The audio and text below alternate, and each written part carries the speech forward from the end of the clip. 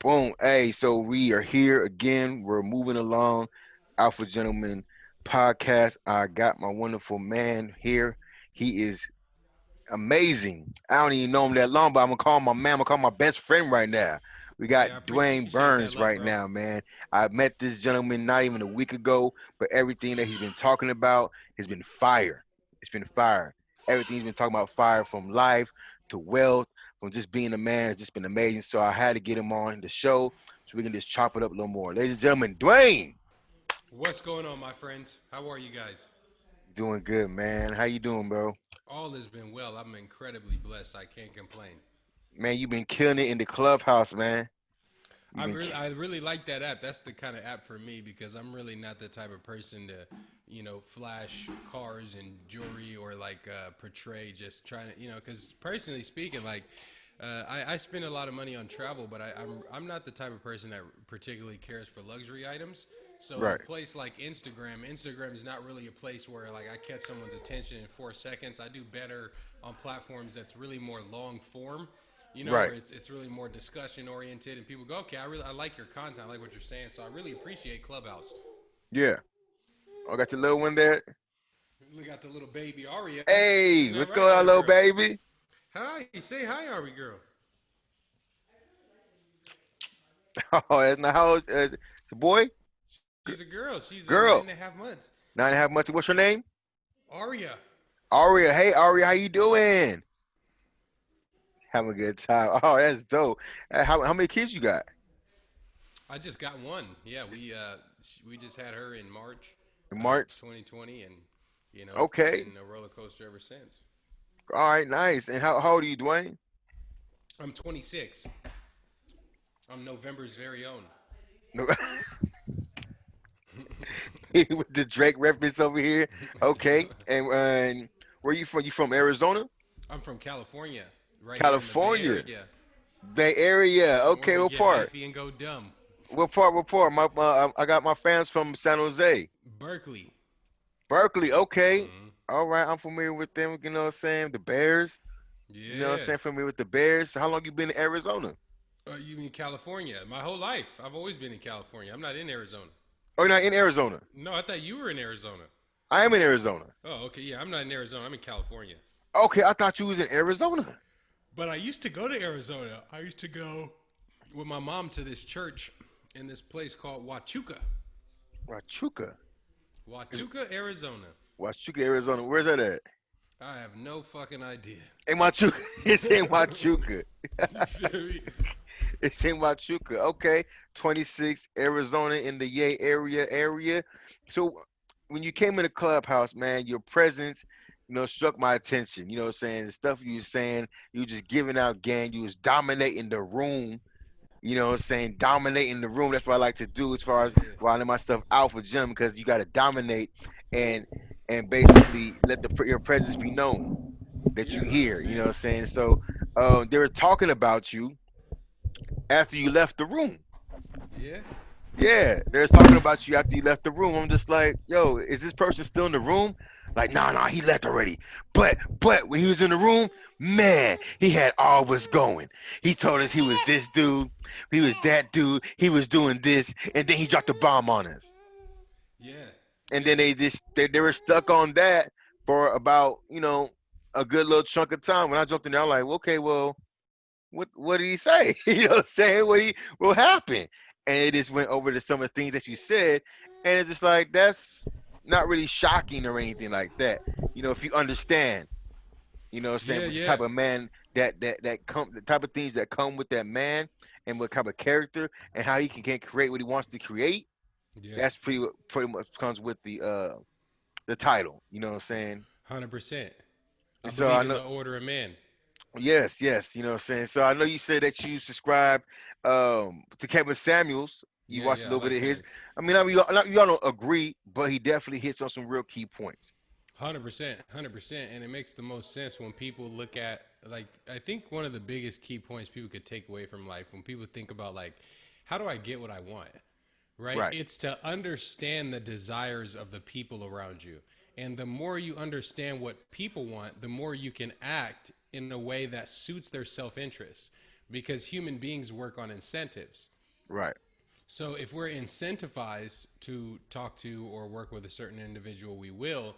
And Hmm. when men and women and men and men and women and women start to realize the circle of life and how we all want something out of whatever we're doing, Right. the easier it is to navigate what it takes to arrive at a place where I can become a person of value for the people around me. Dope. And so, um, I know you talked briefly about. I jumped in the chat room. So, did you go to school? Did you go to college? I'm gonna ask a question because Yeah, yeah, for everybody else. anything. Yeah, we'll go dive into all of it. No, I did go to college for about 2 years, and then I dropped out. I didn't think college is really for me, and Right. then there was a lot going on at that particular time. I can't remember what it was, but my parents, there was a family situation at home, and my dad, I broke my ankle, lost my scholarship opportunity, and what my dad let me know that day kind of set it off, and I was just like, you know what, I'm just gonna go ahead and go home, and I kind of just decided to disattach from that part of the journey. And what really discouraged me as well, because it was kind of like just the icing on the cake, was like I was in business for political science, in school for political science, Right. and then I lost interest in that. I'm like, you know what, I don't really want to be a lawyer. And then I started studying business. I switched my major. I went to business class. I started talking to people because I was watching these YouTube videos at the time. At the time, I was like seeing people like Ty Lopez, the early Grant Cardone, Right. some people like that. And I'm like, so how much money have you made? Like, or do you own a business outside of like your teaching job? And it really just started to hit me that a lot of people in college who were teaching business weren't in business. And True. that kind of Fact. discouraged me. I said, okay, you know what? Let me get away from this environment. Let me go find a mentor. Um, I came across this video. It's called Here in My Garage by Ty Ty Lopez. Lopez. Right. Yeah, yeah. Signature. I saw that video, and during the 67 steps where he starts promoting that program, he starts talking about finding a mentor. That really what stuck with me in college. And I go, you know what? That's what I need to do. I need to go find a mentor. I need to go find a friend that's doing exceptionally well. And I think that my intention, like for example, for me, I knew I was an entrepreneur when I was 13. Like I would tell my parents, Hmm. like honestly, I don't see myself getting a job, and they would always discourage me. Oh, you can't say that. You need to play it safe. You need to save your money. You need Right. to go to college. All this kind of stuff, and I'm like, wow, this is really discouraging. But Hmm. I knew who I was, and we would butt heads early in my development because I already knew who I was, and I was already trying different businesses. Like for example, I started a coffee business when I was 16. A lot of times people look Dope. and they go, wow, you're incredibly young to be successful, right? And then but Hmm. then they forget that it's like, but I've already been acting on this for 10 years. Right. You see what I'm saying? Like I've been starting businesses since I was 16 and failing.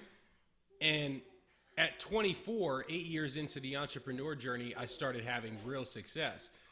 And so for me, I think that people romanticize what success looks like, Right. That's and true. it doesn't allow them to gauge what it actually takes to achieve things at high standards. Right. So I think that's where a lot of people go wrong. But yeah, I mean that's a little bit of background. But feel free to shoot away. We'll talk about it. We'll dive into it. Yeah. You want to Okay. know? I'm an open So book. okay, cool, man. Like I said, it's gonna be this shooting this shit real quick, man. Okay, well, you skipped the point, right? Okay, you spoke. So you went to college. So you were an athlete in school. I was, yeah. I played basketball in high school. I was also a martial artist. Okay, so what did you go? What was your scholarship for? Basketball. For basketball? Okay. Hmm. And did you go to what school did you go to? Was it Cal Berkeley, It was UNR, University of Reno. University of Reno?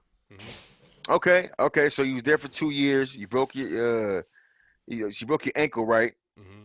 And then you had a conversation with your parents, and then he gave you that news, and so that basically like this ain't for me. So when you seen the Ty Lopez video, because I seen the video and I subscribed to it too and took some of his classes, where did you start to find your mentorship at? Because they're not Good just. I question. mean, successful mentorships don't just fall out. That's Actually they true. do, but it depends on what you're looking for. Because I thought you had to have one mentor, but said we can have multiple mentors. You know, some have a business coach, some have life, relationships. So you don't just have one because, you know, different seasons in life, right? Right, So right. tell me about the first mentor that you had with. The first mentor I had, his name is Holton Buggs, and he's the Okay. one that originally introduced me to being in the sales business. And Right. for me, growing up, I knew that I wanted to be an entrepreneur, but I did not know how I was going to get there. I didn't see a clear path. My Right. my dad strongly discouraged it. What I knew about my dad was, and this is something that is not talked a lot about in the black community specifically, is like I grew up middle class. So I grew up in the type of family where your dad, you never saw your dad, right? Right. But you lived in a pretty decent sized house, Right. right? But then I looked at his life. I go, look, he's always arguing with his wife. He never has enough time for his wife, his children, or for things of his personal interests, and he was all around unhappy. That was one of the original things that inspired me to be like, man, I need more control over my life than my dad had over his life. So That's dope. I like someone that. invites my mom because this is a time where my dad was struggling. This was like right after the 2008 market crash. Okay. Right? Everything is pretty much fucked. I mean, I can't put it in other words. And what ended up happening was my mom was like, okay, well, now I need to start working because your dad needs my help. And a friend of hers invites her to a network marketing seminar down in Sacramento. So we drive down there. And for the first time ever in my life, I meet an African American male in his 40s who speaks proper English. He's not a rapper. He's not a basketball player. He's not an entertainer. Right. And this guy's really balling out of control. I mean, and here's the thing. We go to the conference. I was so hungry for information at the time that like for example, some people will meet me today and be like, the way that you speak is like far beyond your years. A lot of people say that. But when I was 16, the effect was even more than it is like, look at me at 26. Like to some degree, you can hypothesize like why that might be the case. But I literally have been this same person since I was 16. So Okay. he gets off stage and I walk up to him and I'm having a conversation with him, telling him about what I want to do with my life. And I'm super confident at the time. I mean, just unrefined confidence to the point of arrogance. But he goes, he's like, dude, I like something about this kid. So Right. he's like, I want you to come to this private mastermind event I'm having at my house after the event. So here's my number. I'm going to text you over the address. Meet me there in 2 hours. Cool. Okay. We go to his house. This guy lives in a 10,000 square foot house. He has Lamborghinis, Maseratis, basketball court inside his house. I mean, this guy's really killing it. And for me, that was the moment that it clicked, where like almost like seeing it is believing it. Because that was when I actually saw it. And I go, okay, this is real. This is not Right. like, you see what I'm saying? And that really is what propelled me to say like, okay, well, you know what? The only person I know who's not a rapper, ball player, drug dealer, or pimp that's really getting to it is this guy. And he's in sales.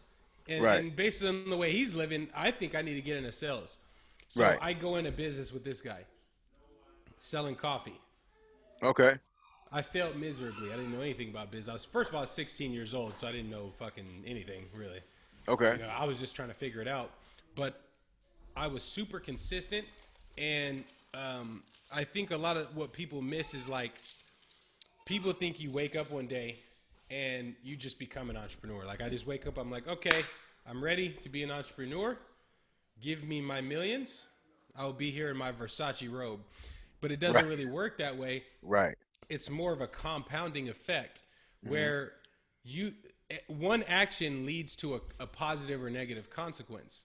So for example, the consequence of me early being super confident, I was putting videos out. This is early 2012. I was shooting content every single day. People who were outside of what would have normally been my network were noticing what I was doing. And it opened the door to start meeting people who were so much different than what I was used to. Okay. And after being at a couple more, because obviously what happens is I did meet him, who was the most influential and the most memorable to me at the time. But there was also a host of other people who maybe they did or did not succeed in that business that we were there to talk about. But I networked with new individuals who were talking to a whole new network of individuals. And after engaging myself in that initial desire, I started to start talking to people who I normally wouldn't talk to. I was getting invited to a lot of conferences, and eventually it started leading me to the people who got me into solar. Okay. I mean, I like that. I liking the journey. I'm liking the journey right now. Okay. Yeah. So, okay, coffee. Doing the video, getting the content. You're starting to visualize it, so you know it's achievable. Cause yo, I seen it be done. So I'm now if I see it, I can definitely can duplicate it. Got 100%. you. Okay, visualization. That's a part of the growth. You know what I'm saying? Part of a lot of the books that people don't read that has all this information in it. You know what I'm saying? Well, you know what was interesting that stood out to me about this guy? Yeah. He would say, Dwayne, you can't attract money and hate people with it. You can't Because attract what? you can't attract Because money and hate people with it. yeah, right. Like, Okay. because for some reason, like for example, in the culture, I see a lot of the times our culture we hate people with success, or we have to demonize their success. It's because they sold their soul. It's because they compromised their values. It's Right. because they did X, Y, and Z. Whereas when you learn to admire the qualities that make people wealthy, right? You start to attract those kind of people, right? Hmm. Because the way that you're predispositioning, the way that you engage with people is from an experience of sincere desire to learn, right? Right. Like too many people think they know too much, True.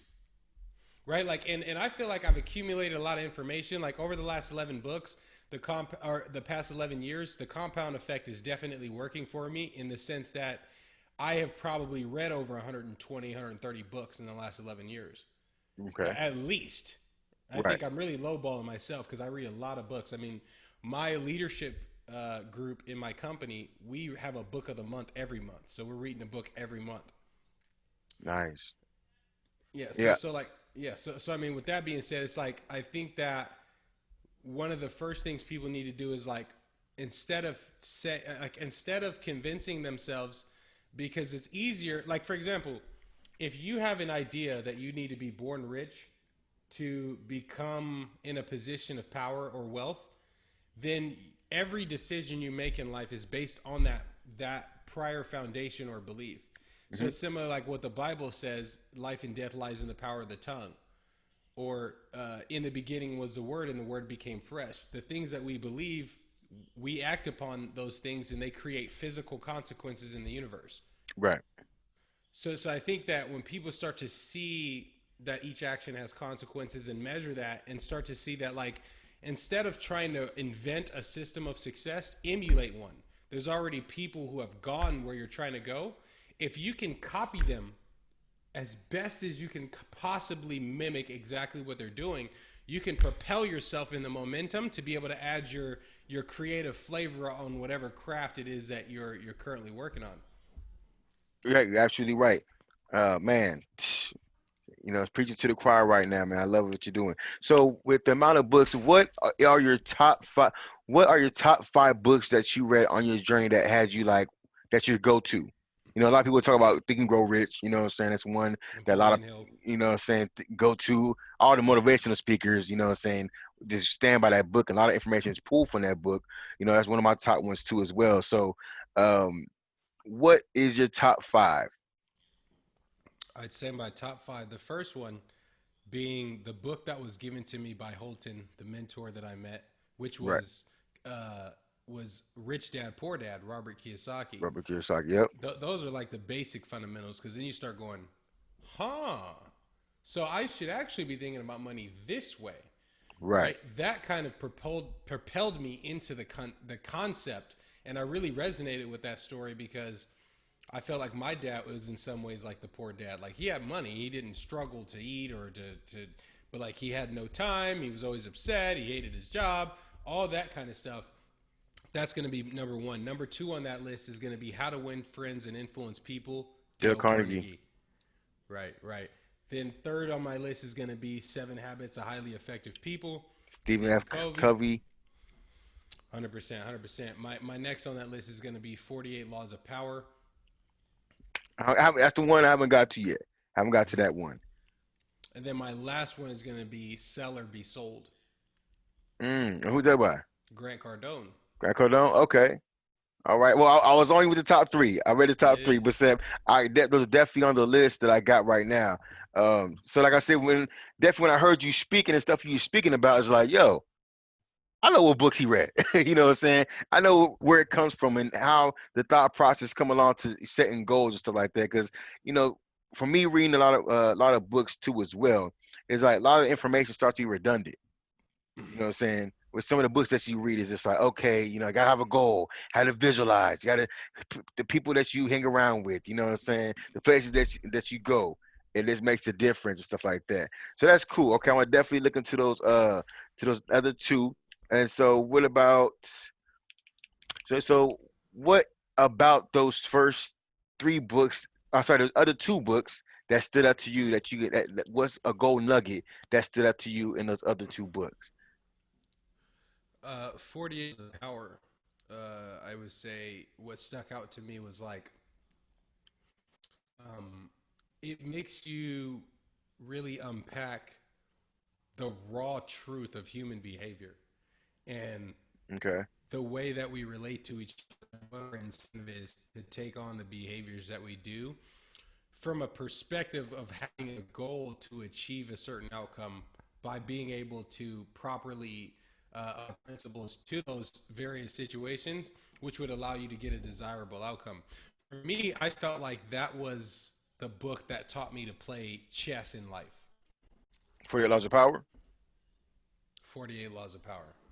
Okay. All right. So what about seven habits of high successful people with Stephen F. Covey? What stood out to you? I mean, he had a lot of great points in that book, but what stood out to you in that one? Uh, let's see. It's been a while since I went on that one. Let me think about what was in that book real quick. I'd say, let's see, because I have some notes here. Okay.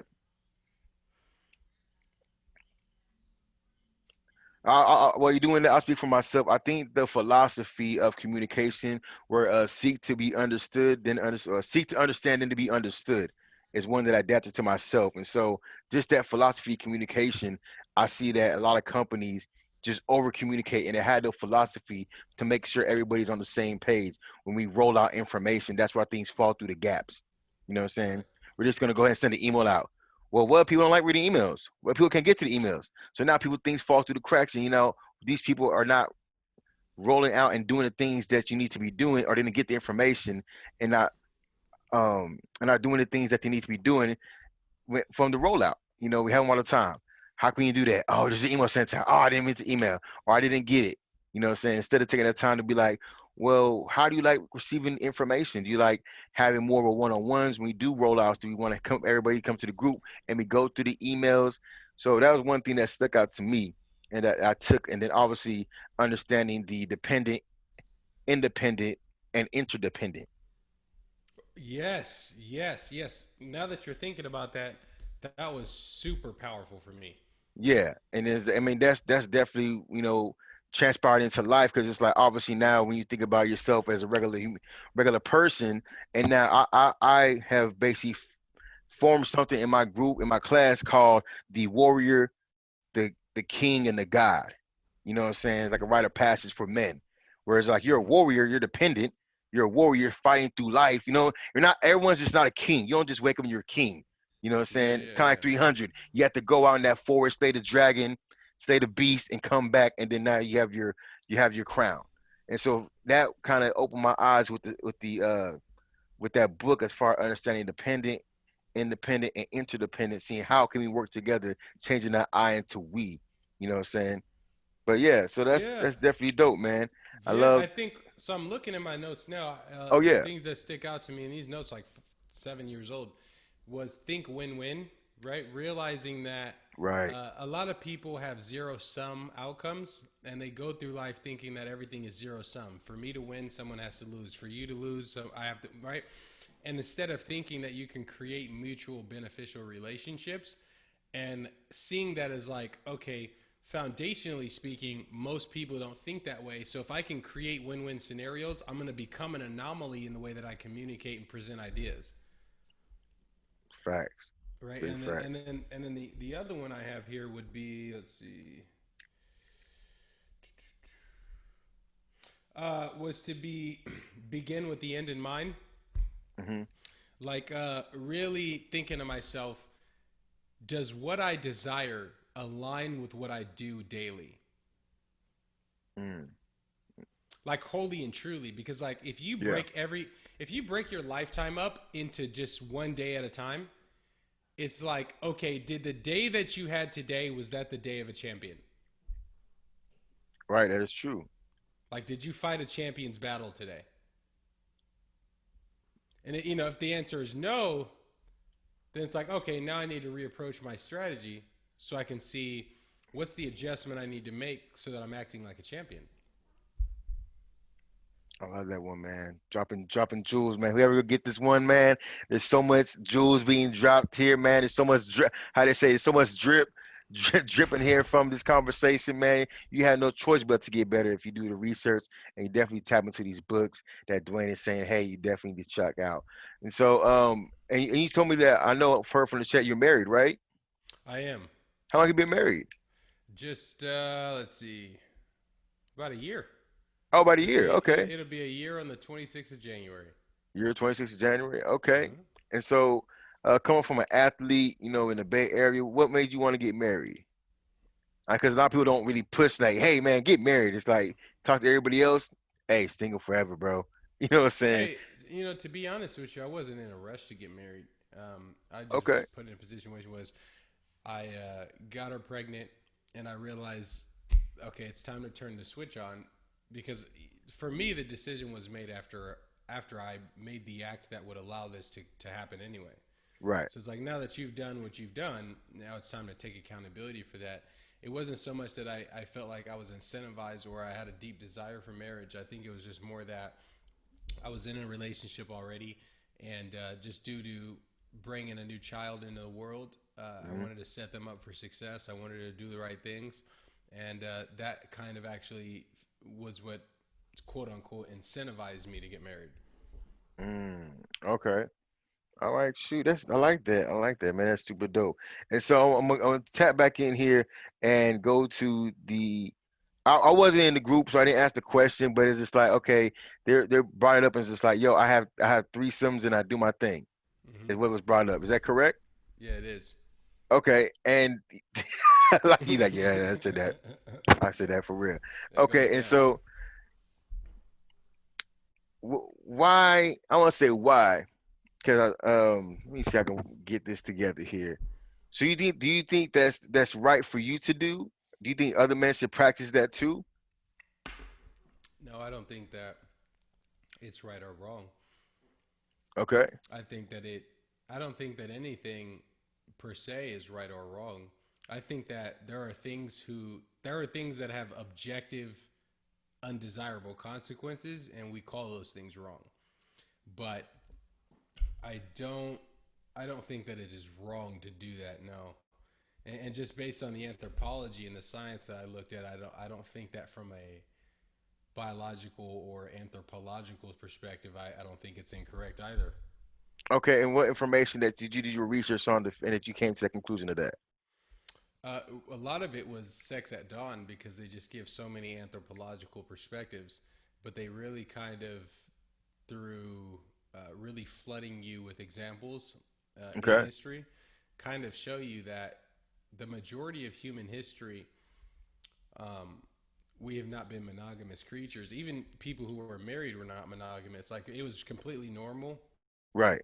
to like go to a brothel What's your and you brothel? were I'm like, married. A brothel would be like a whorehouse.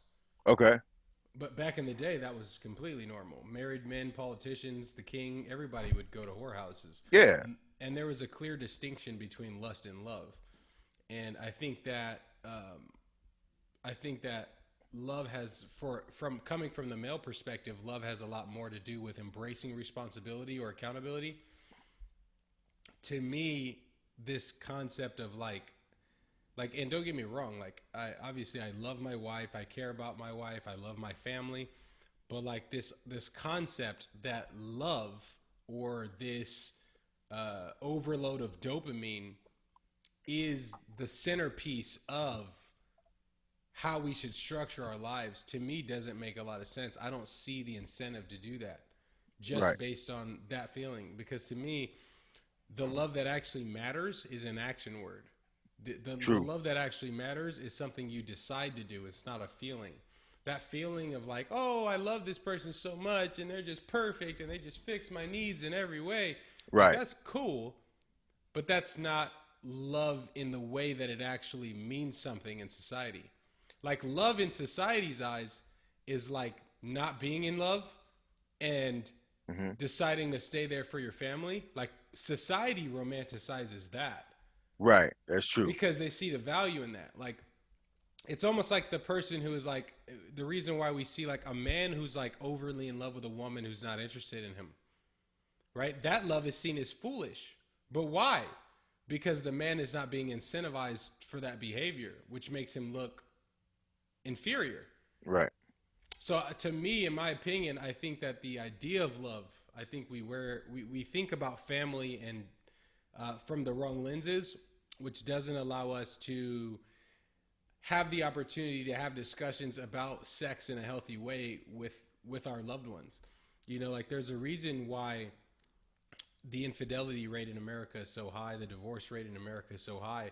For Very. me, for me, if something were natural, you wouldn't have to try to convince yourself with the threat of death not to do it. If you think about biblical times, right? Adultery, fornication, we knew that there was consequences of those actions. Like, for example, if before birth control, Hmm. which is like as recent as like 100 years ago, we could say it's less than 100 years ago that birth control has been extremely effective, right? Right. So before that time, there was an extra dynamic there where it was like if you were having sex, the likelihood of creating children was extremely high. Therefore, we it was important to not uh, have sex with people who we could not make long term commitments with to some degree. True. To some degree, right? Whereas in today's world, and which is another reason for feminism, the Me Too movement, all these things, birth control has enabled women to prolong the point at which they create children. So now women have more time in the workplace. Whereas like 500 years ago, women got pregnant at 15, and that was it. Right. There's no job. You see what I'm saying? So for Hmm. me, I think it's completely normal. Completely normal. Nice, man. What you got over there, man? What you got in the bait pen? A little something, something. Let's sounds. I hear you, man. I've been hearing you in the clubhouse. I'm like, he's enjoying himself over there. I'm enjoying myself too. I like that, man. I definitely agree with you about that. I just think that a lot of the information that we got, it just doesn't make any sense, and because it's been passed down from broken generations where they weren't fully educated to understand the concepts, we just been bringing those along with us. You know what I'm saying? Because the thing about it, a lot of our grandparents didn't even go to college, didn't go to high school, but we take this information, we hold it like gold. But grandma said this, or grandfather said that, and it's just like, oh, yo, my grandparents never went past elementary school. Third grade. Yeah, exactly. You know what I'm saying? But I hold the information like it's golden right now, and a lot of information that I feel, especially for the black community, definitely holds you back. You know what I'm saying? So it's like, okay, I want to be a millionaire, but said the people who I'm getting the information from never even touched 100,000, never had a 100K job, or never was able to be in a foreign whip or have a house of their own. Sometimes, Right, a lot of 100%. times they got a house, but it's like, oh, I work down here at the mill farm, and the house is going for, couple thousand, or actually $100 or something like that. And I held on for so long, and now I died, and we coming to this money, and we don't know the first thing what to do with it. I met a dude in the clubhouse yesterday, and I think he was a hedge fund manager, and we're just talking about people in the Bay Area that are just getting this money because their parents were there for so long, they're finally passing away, and they're leaving their children the house, and the first thing they do is sell the house Right, and have no plan for the money other than to get a foreign, fly a chick out, do some wild, wild, immature stuff with the money. So I just right, think it's right. definitely having that education to know what you're doing and to guide you in the right directions. Like mentorship is definitely important for the black community. Yeah, yeah. And another thing is like hard work is undervalued in the black community Yeah. because when people do succeed, and do so under the most extraneous circumstances, in order for us to not suffer from heavy levels of cognitive dissonance, we tell ourselves they cheated. We tell ourselves that it's because we're disadvantaged is the reason we're not successful, instead of being able to embrace an idea like saying, maybe there's some areas I need to improve on. Maybe there is more information out there that I should be acting on. And it's just a lot easier to serve one's ego and to put all of that to the side and just say, it's because I'm disadvantaged. It's because I didn't have the same opportunities as you. It's because I don't know the same people. Exactly. It's a cop out. I feel because like I said, we have access to the information. You know, we can go to the library, we can read books. It's We not go to like the it was internet. back in the day. We have the internet. I'm talking about old school, but you have the internet. You have a smartphone we don't even choose to be smart with at the same time. You Right. know. So now going back to your business right now. So you have a solar business, is correct? That's correct. And how long have you been in the solar business, Dwayne? I've been in the business 4 years. 4 years? Yep, just two of them. I've had my own business. So I started this company in 2018, and here 2018? we are now. Yeah. Okay, and so you did you first? So the people I know we're going back now. So the people that you were bumping into after you had the mentorship, introduced you to more people. How'd you get involved into solar? You know, after all the things that you wanted to do that are as far as sales, what enticed you and made you want to jump into solar? It was literally the commission. I looked at the time. I was working at Chevrolet selling cars, Okay, and I'm like, man, I'm making about $400 a deal. And a friend of mine commented on a video. It was a Facebook friend of mine at the time, but he commented on my video like, "Hey, bro, I love your videos. Been seeing you super consistent lately. Like, you should check out solar sales. You're already in the sales business. I think this might be something good for you." right. And it was just literally openness and intention. And we ended up getting on the phone because I was always looking for new opportunities. Like, for example, when people tell me, it doesn't matter how much money I make, doesn't matter how big my business is. When people tell me that, hey, Dwayne, I want to talk to you about an idea. Dwayne, I want to do a business.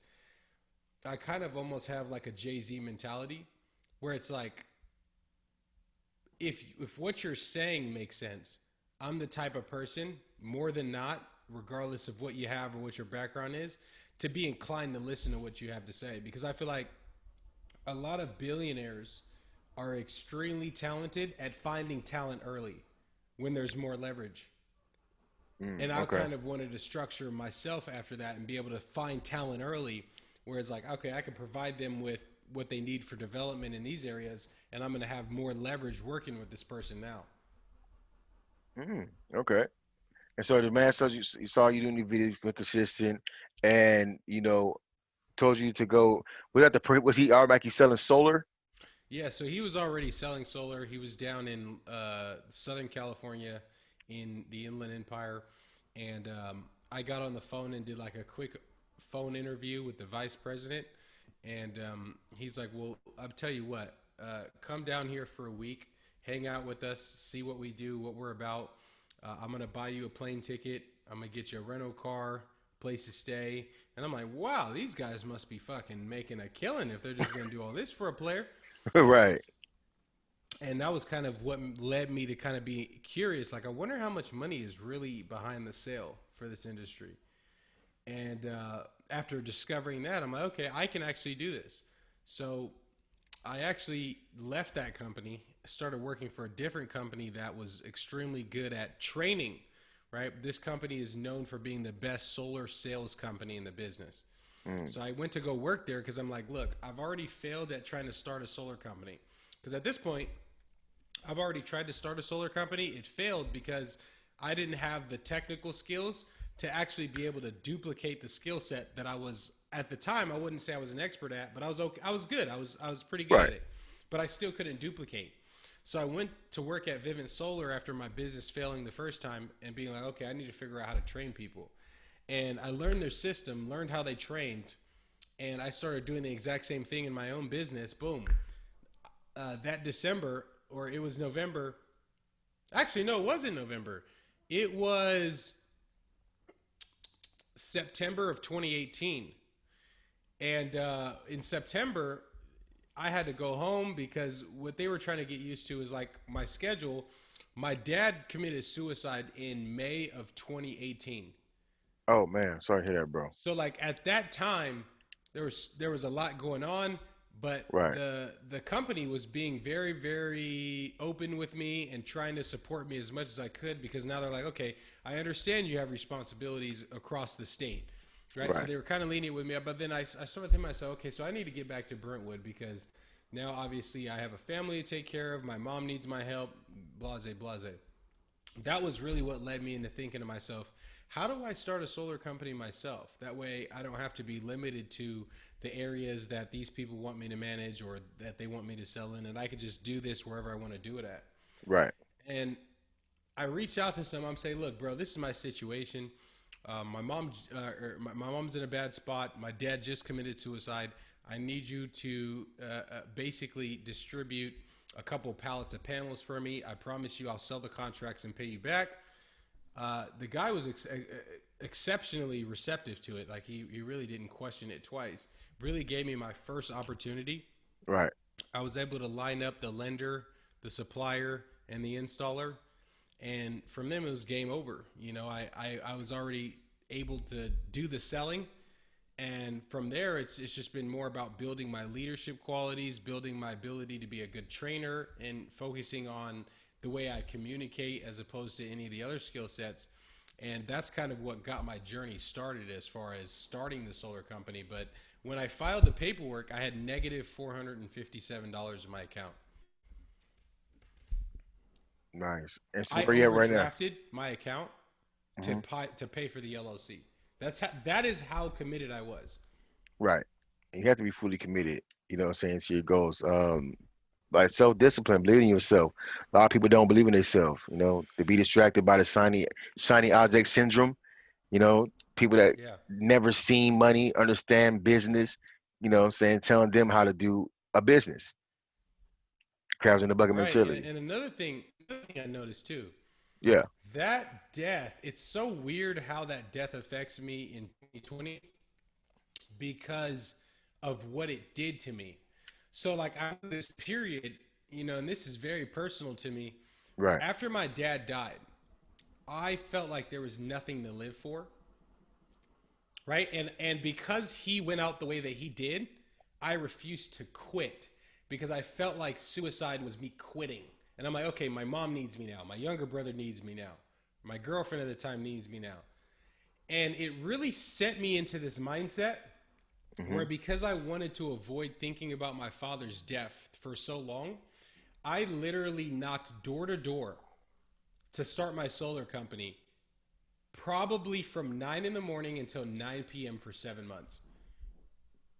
Mm. Okay. So, what type of mind frame? I mean, thank you for that. I mean, man, thank you for sharing that. I mean, that's not an easy topic to just definitely touch on.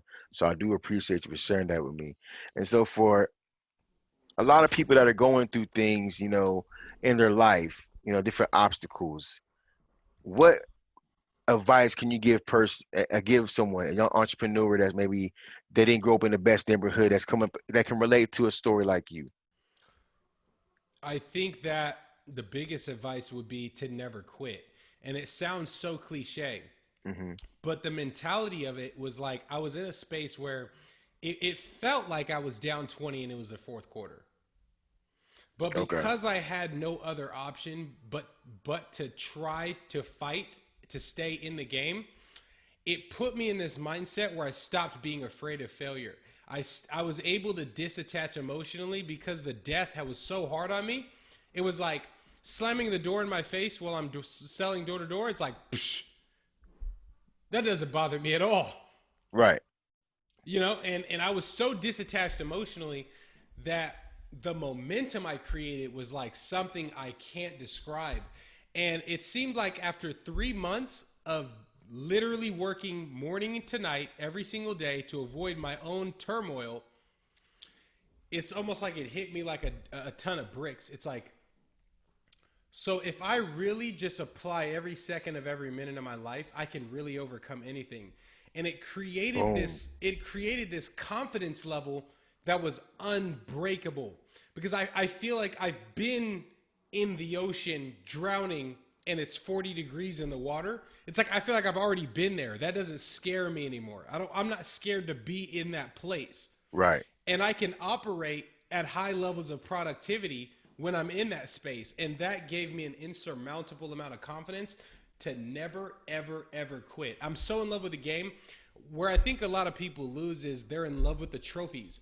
Like some people play the game to get the trophy, and the trophy is like the social recognition, the type of people or the higher class of people that are now associating themselves with you. But for me, I'm so in love with the actual game itself. Like I love going to war. I love being challenged. I love when my back's up against the wall. I love when I don't know. I love when I lose. That really puts me in a space where I'm not attached to the outcome of the game emotionally, and it allows me to play the game from a perspective of strategy alone, and that has really propelled my life into a different level of thinking. Mm, love that, man. Makes sense. I definitely do agree with you 100%. Let me see. So on that journey that you were on, so how much does the someone working for a solar company, what's the commission like for that for one cell? I mean, is there multiple cells, is it upgrades, Yeah, or yeah. just like one cell? Yeah, I mean, I'd say the average, just based on system size and project size on average, I'd say about 4,000 a deal. 4,000 a deal? Hmm. For that's for the employee. I mean, for the agent that's selling solar, right? That's correct. Man, that is a nice commission. I heard of something like that.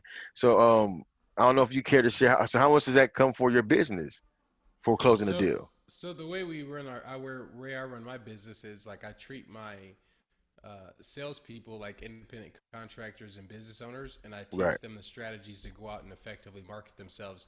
The way I've built it up until this point is it's basically an 80-20%. So the company only keeps about 20% of the profit. So like on the average deal, we make about 1,800. Meanwhile, the sales consultant makes 4,000. Hmm. Interesting. And so, what made you structure it that way? You know, some people were gonna like, no, you're getting the 1,800, and I'm getting the 4K. So, what is it about you and your character and your business that made you want to structure it that way? I wanted to challenge the entrepreneurship space to not focus on just profitability, but the amount of leverage that can create when you actually give people the tools to operate in their own space. And the amount of passive income and leverage that it's created by structuring my business that way is something like I can't describe. I mean, I feel like it doesn't matter what I do, like money just appears in my account because I've created so much leverage that people sell solar panels for me every day. People I don't even know sell solar panels for me. Not part of the business, or just like No, referrals and everything. they're in, but I don't even know everybody in the company anymore. Wow. I T- can't name every single person that's in the company. And this is your own company that you have My own company, 100% through and through. through and through. And so you don't know how many people how many agencies you have. You just know that you're ranking in the dough. You're Scrooge I McDuck. You're I swimming in the I have money.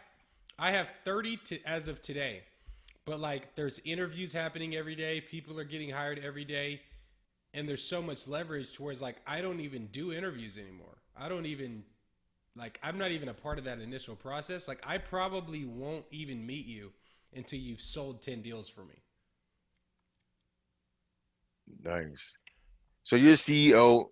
So what's your leadership like? You know, your leadership skills. How do you motivate and keep your leadership team motivated? Uh, First and foremost, by being an example. I think that if you want to see the habits of a company, look at the CEO. Right. And so I'm extremely hard on myself in terms of my personal habits, what I do, and how it affects the people that are looking up to me to make the right decisions for the group. Uh, Main thing is I've switched from uh, what I call forced leadership to servant leadership.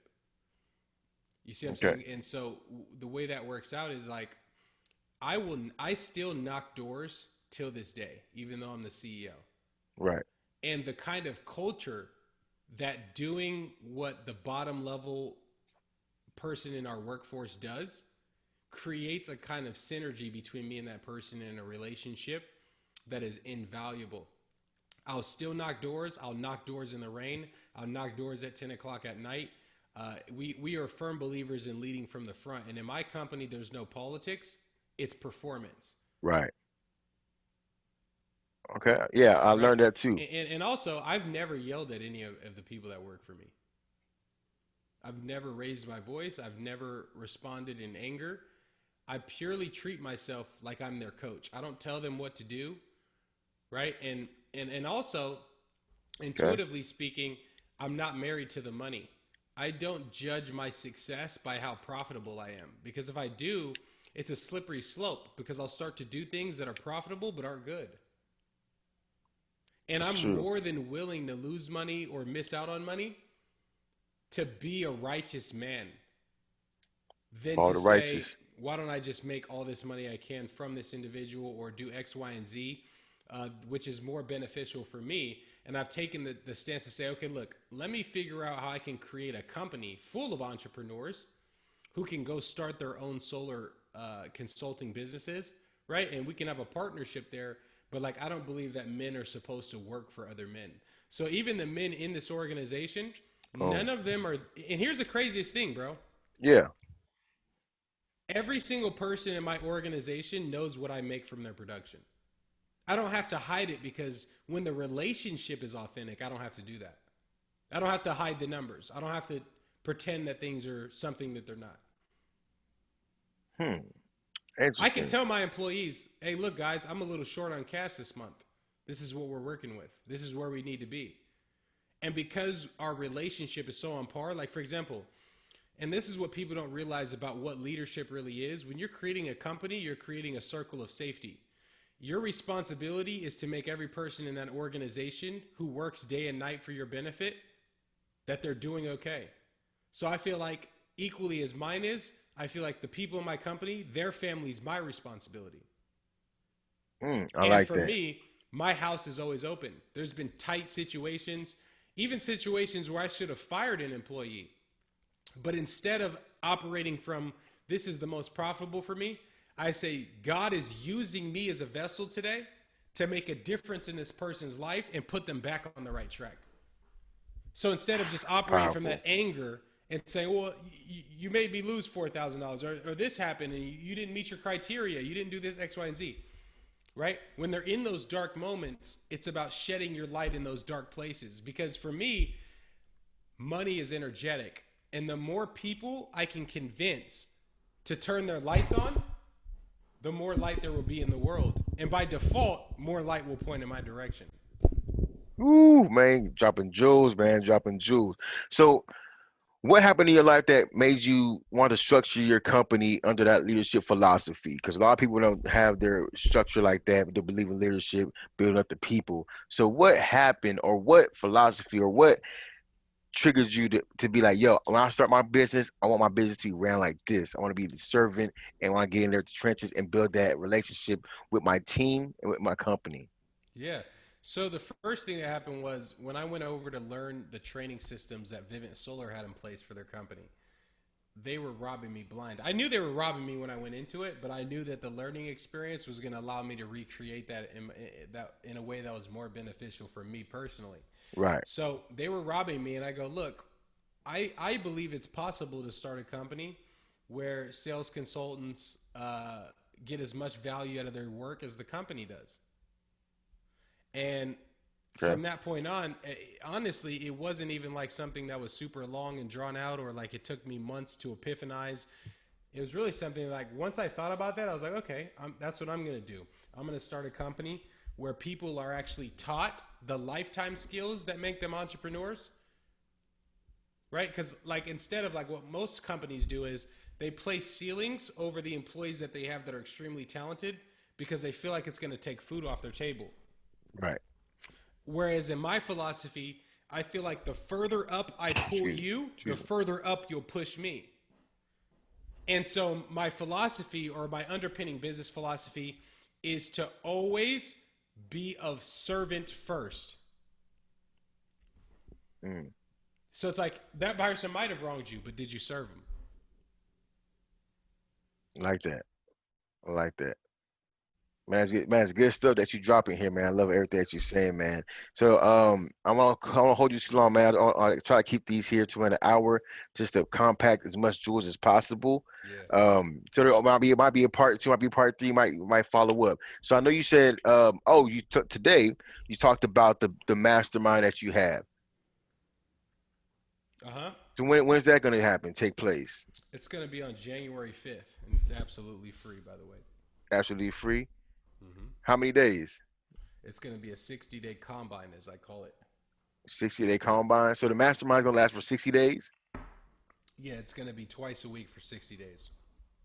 Twice a week. Okay, twice a week for 60 days. Okay, not every single day. And so is this to jump in the industry? He said, "Is it what?" Is this to be a solar agent, or to be start your own solar company? To What? start your own solar company. Nice. Okay. And then will they work with you? Yes. What's the outcome that you're looking for these people to get? So, I mean, initially, what happens is when people join my business, I give them all the tools, the resources. I use the leverage I have, the credit that I have to fulfill their job projects so that people get involved in the business. No money comes out of their pocket whatsoever. So I really front load all of it because of how confident I am in my ability to teach people the system. And so we become partners. So although they have their own company, uh, think of Eco, which is my company, as like the NBA, Okay. right? A competitive network. But the Golden State Warriors, although they're part of the NBA, the Golden State Warriors is an individual company. Right. Copy. Yeah, so they come and play at my arena and do, they compete in our prizes and all this stuff, right? They get their training from us, etc. We're the infrastructure, but they still have complete autonomy to control their business if they want to control it. They can set their own wages, their own cost of labor, all that stuff. No, that's dope, man. So how come? All right, to wrap this up here, man. I want to give it too much. I do thank you for taking time with the schedule. You are a CEO. So how can people get this information? How can they get in contact with you for the mastermind that you have coming up here? But in a couple of days. I mean, honestly, I'd say right now I'm actually in the process of creating a funnel and a landing page and a quick webinar that's going to explain all of that, which I'm going to release that probably in the next 3 days. So there actually will be a link that will automate that process for you. But for now, you can just send an email to support@ecoequityco.com. And if you just put in the subject line, let me in the mastermind, I will add you to that list. And you will basically get automated emails and text messages about when we're having those events, what we're going to be training on for the day, what videos are coming up, and what competitions, etc. Whoo, man. There you go, guys. You have it. Dwayne, thank you for spending time and sitting with me. It's a pleasure picking your brain and understanding what makes you tick and how you got to this point that you are as a successful entrepreneur, a businessman, excuse me. Thank you, I sir. appreciate that, bro. I'm more than welcome to come back anytime, man. We're going to keep dropping jewels on the people, man, because we have a country to save. Yes, we do. Hey, man, you take care. Bless, All brother. right, brother. Have a good one. You too.